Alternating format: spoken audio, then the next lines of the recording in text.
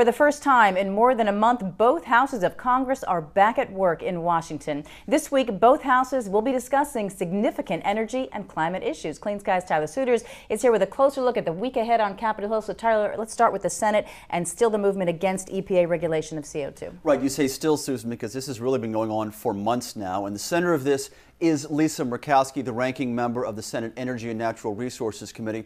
Her office calls this, in its language, an effort to, quote, stop the EPA from regulating greenhouse gas emissions under the Clean Air Act. But this also could be, according to her people, an up or down vote on cap and trade, something that Murkowski could raise. However, last week I talked to a Republican strategist who was involved in this process and talking to Republicans about energy issues. He says this may be an effort by her office to simply fill the void during what has been a relatively slow energy news cycle ever since the end of Copenhagen, an effort to really keep the conversation going about the backlash against potential EPA regulation, because the bottom line, he says, is that there aren't enough votes either to vote down cap and trade as a straight up or down vote, or to stop the EPA from doing this, at least not right now through these measures.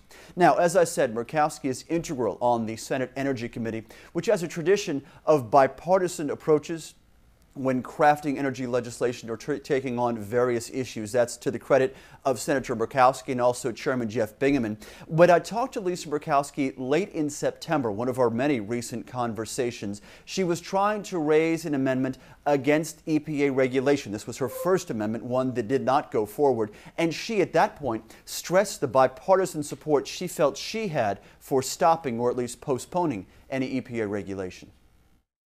We here in the Senate are tasked with not only looking to the policy itself, but how that policy impacts our constituents, impacts the economy. We've got to achieve that balance. Within the EPA, their task is much more narrowly defined, and this is important to recognize that the EPA can move forward with this regulatory approach, but most in the Congress that I'm talking to do not believe that that is the preferred approach. There are also questions right now, Susan, about Murkowski's approach. Will this be an amendment or a resolution? This really gets into the details of the approach and how she'll present this proposal of hers. As of Wednesday, the Senate is scheduled to discuss the debt ceiling bill.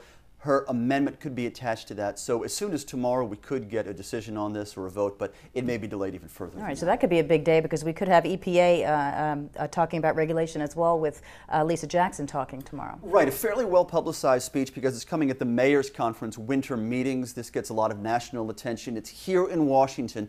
Not only will Lisa Jackson be speaking, but also Stephen Chu. They will, in fact, be back-to-back in terms of the schedule on Wednesday at the Mayor's Conference. Now, as for Lisa Jackson, in the past, she has been reluctant to talk about the pending GHG regulation. I've asked her directly, both on the Hill and when we were in Copenhagen, and she has said we're taking the steps needed to move forward and talking about moving the process ahead toward regulation. Nothing more specific than that. As for Stephen Chu, he is not only delivering that speech on Wednesday, he is also appearing Thursday morning before the Senate Energy and Natural Resources Committee. The topic there is the research development priorities and imperatives needed to meet the medium and long-term challenges associated with climate change. In other words, another discussion about climate legislation and the pending Kerry-Lieberman-Graham bill. With Senate Energy Republicans, though, getting the chance to talk to Chu, Susan, you know that means nuclear energy will come up as it always does when this is an issue, kind of a broader issue, especially with climate issues. In Chu's appearance last year, one of them before the Senate Energy Committee, he talked about the need for a blue ribbon panel on a waste repository. Well, nothing has really come forward to that, at least not publicly, from Secretary Chu. So that, I imagine, will be a sticking point for Republican members of that committee as well. Okay. Also, the House has its first energy hearing of the year, and they're supposed to talk about the ExxonMobil XTO buyout. Yeah, a very timely issue. This is one that came up last month, and here it is now appearing before the House Subcommittee on Energy and Environment. This is a $31 billion deal that would create the largest natural gas producer in the entire country. In fact, the New York Times today calls this a $41 billion all-stock deal. So In either event, we're talking about a great deal of money and a great deal of power as well. And a lot of this revolves around Ed Markey, the chairman of that subcommittee. He said he would hold a hearing on the merger, and he will. That was his almost immediate reaction to this last month. Tomorrow, his subcommittee will talk about the impacts on U.S. energy markets. But let's go back to what Markey said when this deal came about. He said it raises a number of issues, we're quoting now, with respect to the future direction of U.S. domestic oil and gas and the environmental impact of unconventional natural gas development.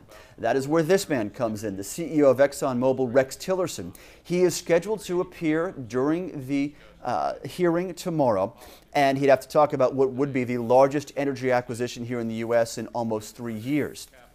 Exxon's Vice President for Government Affairs has said that this reflects the U.S. demand for natural gas and that Exxon believes that will grow under the current climate legislation.